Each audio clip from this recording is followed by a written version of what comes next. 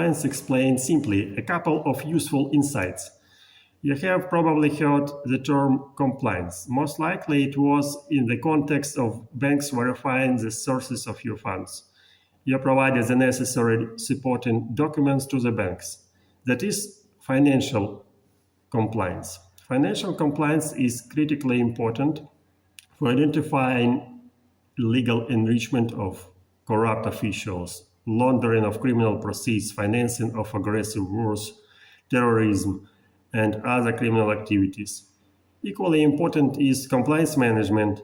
This type of compliance concerns the evaluation of your actions and inactions, for example, in business, politics, human resource management, and even in your personal relationships.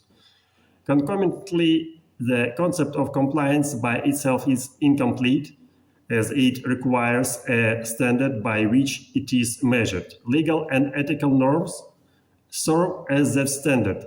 The force of legal norms is stronger than that of ethical norms, as deviations from legal norms are prevented through coercion by public authorities. Therefore, whether in finance management or any other area, compliance is always measured against legal and or ethical standards.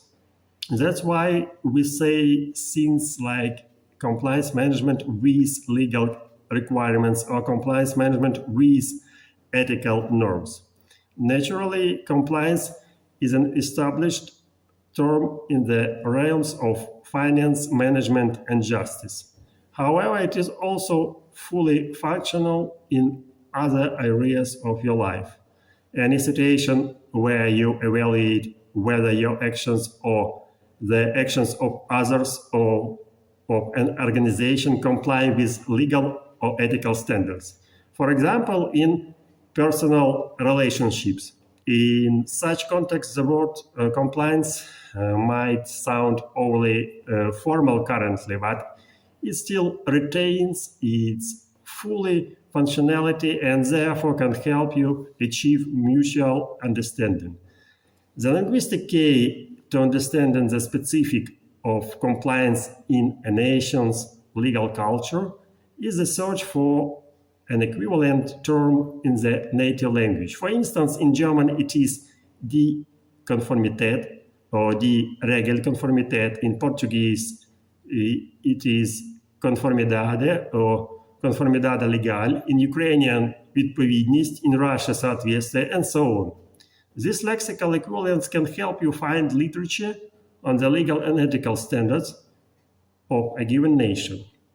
Together with other cognitive resources, these equivalents and related concepts will allow you to decode the cultural codes of national consciousness, its legal, ethical, and other traditions and values.